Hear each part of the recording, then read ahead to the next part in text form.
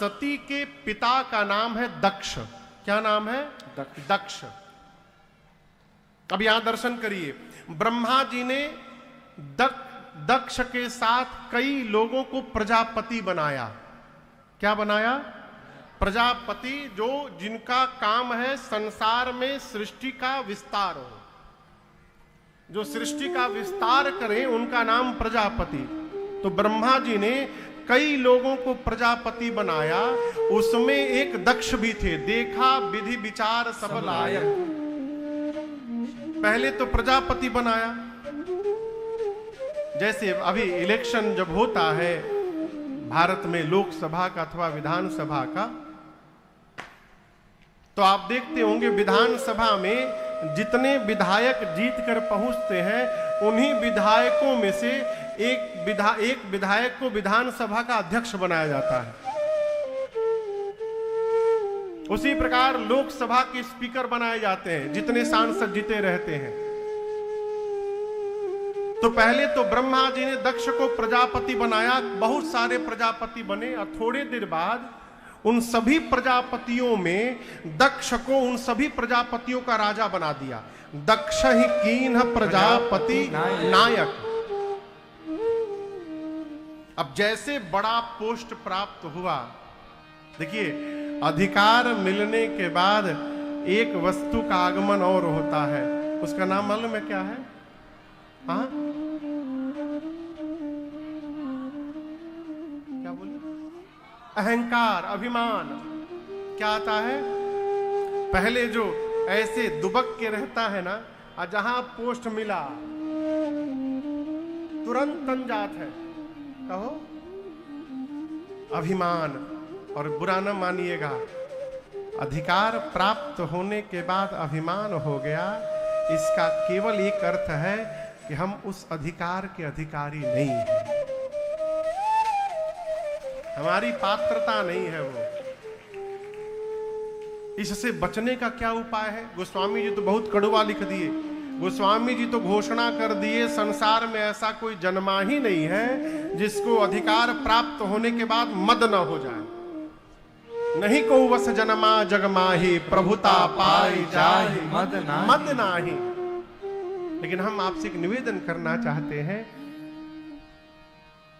अधिकार मिलने पर अभिमान होता है। आप में से कौन कौन है जो अधिकार मिलने के बाद अभिमान से बचना चाहता है कि हमको अधिकार मिले तो अभिमान न हो? उपाय जानते हैं क्या है? बोलूं, जीवन में कितना भी बड़ा पोस्ट क्यों न प्राप्त हो जाए, कितना भी बड़ा अधिकार क्यों न मिल जाए, मिलने के बाद ये न सोचिए, ये न मानिए कि ये हमारी मेहनत से मिला है। ये मानिए मेहनत तो हमने की है, लेकिन ये हमको भगवान की कृपा से प्राप्त हुआ है। हमको अभिमान नहीं होगा। अभिमान होता ही तब है जब हम ये मानते हैं कि हमने पाया है। ये जो मैं है ना, ये अभिमान का सूचक है। मैं सुबह से लेकर रात तक बकरा नियर मैं बहुत मैं ना करिए, गर्दन उतर जाएगा। बकरा मैं करत है तो उसकी गर्दन उतर जाती है। एक चिड़िया है, उसका नाम है मैना। उससे पूछा जाए तुमने किया, बोलती है मैना। उसका क्या नाम है? मैना। बोलती है मैना, नॉट मी, मैना। क्या पंडित जी? मैना कौन कर रहा है? कि भगवान करा रहे हैं। अभिमान नहीं होगा कभी। दक्ष को अभिमान हो गया। और आपको एक बड़े पते की बात बताऊं, निवेदन करूं, दक्ष इतने बड़े, अब क्या बोलूं मैं इनको, ये अपने दामाद भगवान शंकर को ही अपना शत्रु मानते हैं। अब आप बताओ, दामाद को कोई शत्रु मानता है? भगवान शंकर को दक्ष अपना शत्रु मानते। वो भी किस बात से? एक बार ब्रह्मा जी की यहां मीटिंग हो रही थी, सभी देवता पहुंच गए थे। अंत में दक्ष आए, सारे देवता खड़े हो गए। ब्रह्मा विष्णु महेश नहीं खड़े हुए। जीव का एक स्वभाव है, 100 में से 90 लोग यदि प्रणाम कर ले, 10 लोग ना करें तो जीव को 90 नहीं दिखाई देते, 10 दिखाई पड़ते हैं। अच्छा, हम आए तुम खड़े नहीं हुए। दक्ष ने सोचा कि सभी देवता खड़े भाई, ब्रह्मा विष्णु महेश खड़े नहीं भाई। ब्रह्मा जी चलो कोई बात नहीं, पिता है, विष्णु जी भगवान है, कोई बात नहीं, लेकिन ये शंकर तो मेरा दामाद है। ससुर जी आए और दामाद खड़े होकर अभिवादन नहीं किया। और हम आपको बतावें, शंकर भगवान हाथ में माला लेके झोली में हाथ डाल के आंख बंद करके राम राम राम राम राम राम जप रहे थे। उनको पता ही नहीं चला कब उनके ससुर जी आ गए। दक्ष ने कहा मेरे दामाद ने मेरा अपमान कर दिया, मैं आया ये खड़ा नहीं हुआ। पुराण भगवान में तो बहुत विस्तार से लिखा है दक्ष ने क्या क्या नहीं कहा भगवान शंकर को। बहुत कुछ बोला, ऐसा ऐसा शब्द बोला जो मैं आपको बता नहीं सकता। बाबा सुनते रहे, मुस्कुराते रहे। उसी दिन से दक्ष ने भगवान शंकर को अपना शत्रु मान लिया। क्यों? शंकर ने मेरा अपमान किया। लेकिन याद रखिए, कोई किसी का अपमान नहीं करता। सम्मान की भूख लेकर जहां जहां जाइएगा वहां से अपमानित होकर लौटना पड़ेगा। सम्मान की चाह ही हमको अपमानित कराती है। कल्पना ही ना करिए कि हमारा सम्मान होगा। हो गया, राम जी की कृपा, नहीं हुआ हम तो सोचे ही नहीं थे। दक्ष ने जैसे बड़ा अधिकार मिला भगवान शंकर को अपमानित करने के लिए, यज्ञ की रचना की हरिद्वार में, सभी देवताओं को बुलाया। और आपसे बोलूं, भगवान शंकर को, ब्रह्मा को, विष्णु जी को निमंत्रण नहीं भेजा। और देवताओं से दक्ष ने स्पेशल रिक्वेस्ट किया था कि अपने अपने जहाज पर बैठ के जहाज कैलाश के ऊपर से लेकर आइएगा। कैलाश पर भगवान शंकर मां सती को कथा सुना रहे हैं। देवता जहाज से जाने लगे, सती मैया कथा छोड़ के जहाज देखने लगी। शंकर जी से पूछी, प्रभु ये सब कहां जा रहे हैं? बाबा बोले, आपके पिताजी यज्ञ कर रहे हैं, उसी में भाग लेने जा रहे हैं। मां ने कहा, प्रभु पिता के घर उत्सव है, यदि आज्ञा आपकी हो जाए तो मैं भी दर्शन करने चली जाऊं। बाबा बोले, बात तो बड़ी अच्छी बोली आपने, लेकिन देवी आपके पिताजी ने हम लोगों को निमंत्रण नहीं दिया है। यद्यपि पिता के घर, मित्र के घर, सद्गुरु के घर और स्वामी के घर बिना निमंत्रण भी जाना चाहिए, लेकिन देवी यदि अपमानित करने के लिए जानबूझकर नहीं बुलाया गया है तो मैं कह रहा हूं, तहां गए कल्याण न हो। आपके पिता ने टारगेट करके हम लोग को नहीं बुलाया है अपमानित करने के लिए।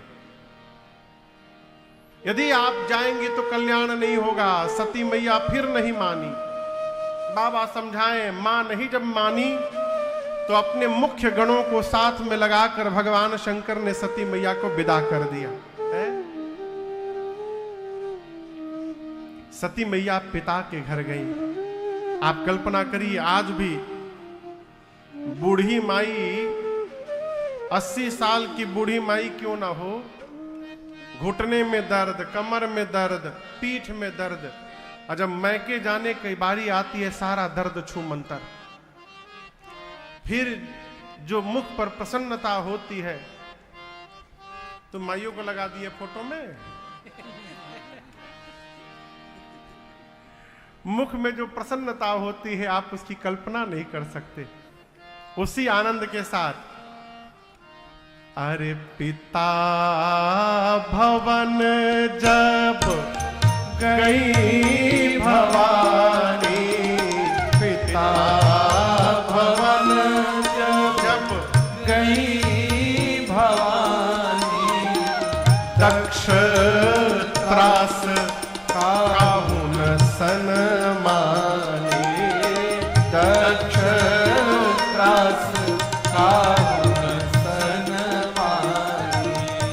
सादर भले ही मिली एक माता, सादर भले ही मिली एक माता, भगिनी मिली बहुत मुस्काता, भगिनी मिली बहुत मुस्काता, भगिनी मिली बहुत मुस्काता। पिता के घर मां गई परम आनंद की अवस्था में, लेकिन आपसे निवेदन करूं, दक्ष ने सबको चेतावनी दे रखी थी, अगर आ गई सती, जिसने भी उससे बात कर लिया मेरे से बुरा कोई नहीं होगा। आपको बताऊं, सती मैया की ओर किसी ने देखा तक नहीं पिता के घर में।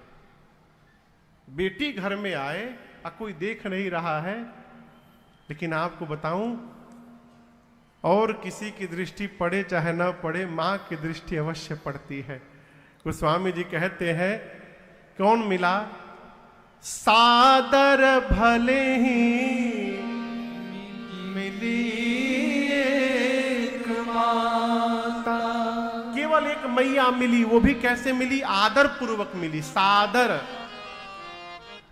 मां के मिलने के बाद सती मैया की बहनें मिली, वो कैसे मिली? भगिनी मिली बहुत मुस्कुराता। सती मैया की बहनें मिली तो, लेकिन बहुत मुस्कुरा कर मिली। अब आप कहेंगे महाराज इसमें क्या बुरी बात है? मुस्कुराना बुरी बात नहीं, बहुत मुस्कुराना अच्छी बात नहीं है। मुस्कुराना तो ठीक है, बहुत मुस्कुराना व्यंग हो जाता है। जैसे कोई घर में आवे, आप उसका वेलकम करिए, आइए आइए, स्वागतम स्वागतम स्वागतम, ये तो अच्छी बात। कोई घर में आवे आप भी आ गए क्या बात है? इसका मतलब आपको आना नहीं था, बिना बुलाए आए हैं आप। बहनें ऐसे मिली, भगिनी मिली बहुत मुस्काता। बहुत मुस्कुराना खराब है बाबू।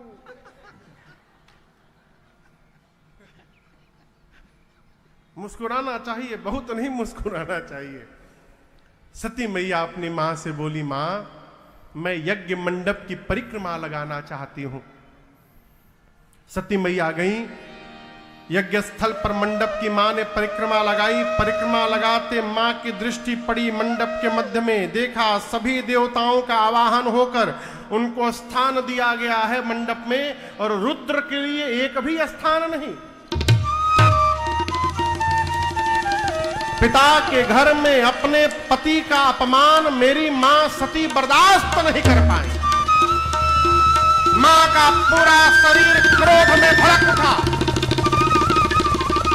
मां की आंखों से मानो अंगार बरसने लगा। मां ने दबकते हुए कहा, हे देवगण, हे आचार्यगण, हे ऋषि मुनि, ध्यान से सुनिए। आप में से बैठकर जिसने इस मंडप के मध्य में मेरे पति का अपमान किया है, मेरे पति की निंदा की है, अथवा जिसने भी अपने कान से उस निंदा को श्रवण किया है, आप सबको दंड मिलेगा। मर्यादा कहती है, जिस सभा के मध्य में शंकर की, हरि की और संत की निंदा हो रही हो, यदि अपने भुजाओं में शक्ति है, उसी क्षण निंदा करने वाले की जिह्वा काट दो। यदि शक्ति नहीं है तो कान बंद करके चले जाओ। मेरे पति केवल मेरे पति नहीं थे, मेरे पति जगत के पिता हैं, और आज इस मंदमती मेरे पिता ने मेरे पति का अपमान किया। मैं आज के बाद इस दक्ष की बेटी के रूप में जीवित नहीं रहूंगी। इतना कह के सती मैया ने दाहिने पांव के अंगुष्ठ से शरीर में योगाग्नि को प्रज्वलित कराकर, और मां ने अपने आप को उसी क्षण जलाकर भस्म कर दिया। हाहाकार मच गया हो। मां का पूरा शरीर अग्नि में दहकने लगा। नारद जी जाकर भगवान शंकर को बताएं। बाबा को आवेश आया, जटा से केश निकालकर बाबा ने धरती पर पटका, वीरभद्र प्रकट भय। भगवान शंकर ने वीरभद्र को कुपित करके भेजा है। वीरभद्र आए, सबसे पहले यज्ञ के आचार्य की दाढ़ी नोची, किसी देवता का आंख फोड़ा, किसी का पांव तोड़ा, पीठ तोड़ा। दक्ष के सर को पकड़ा, वीरभद्र ने हाथ से घुमाया और धड़ से सर को उखाड़कर ले जाकर अग्नि कुंड में यज्ञ की पूर्ण आहुति कर दी। रुद्रगण यज्ञ विध्वंस करने लगे। वो तो बाद में ब्रह्मा जी, विष्णु जी और भगवान शंकर को बुलाया गया, यज्ञ की रक्षा कराई गई। दक्ष का सिर अग्नि कुंड में जल के भस्म हो गया। दक्ष प्रजापतियों के नायक हैं, इसलिए बाद में बकरे का सिर ला करके उनके गर्दन पे रखकर उनको जीवित किया गया। किसका सिर?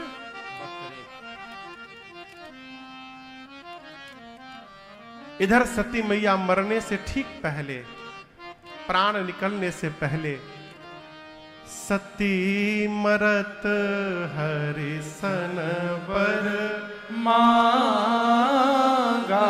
मरने से ठीक पहले सती मैया ने राम जी से वरदान मांगा। क्या मांगा? प्रभु जन्म जन्म शिव पद अनुरागा।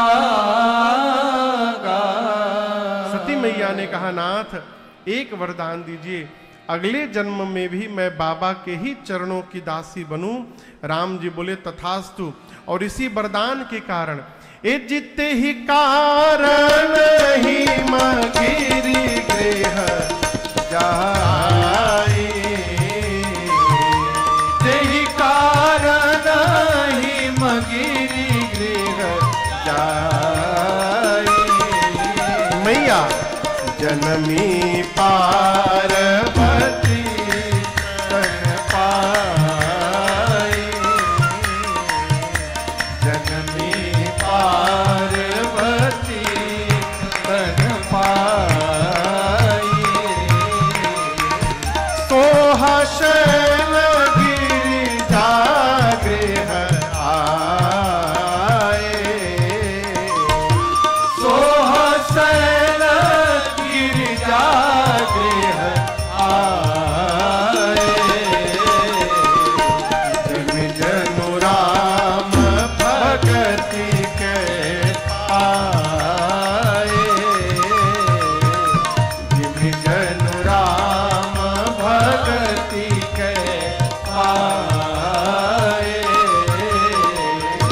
जिन जनु राम भगति के पाए। इसी वरदान के कारण सती मैया का शरीर शांत हुआ और उनका अगला जन्म हिमांचल महाराज के घर में, हिमालय के घर में, पर्वतराज के घर में बेटी के रूप में हुआ, इसलिए उनका नाम पार्वती मैया पड़ा। बोलिए पार्वती मैया की जय।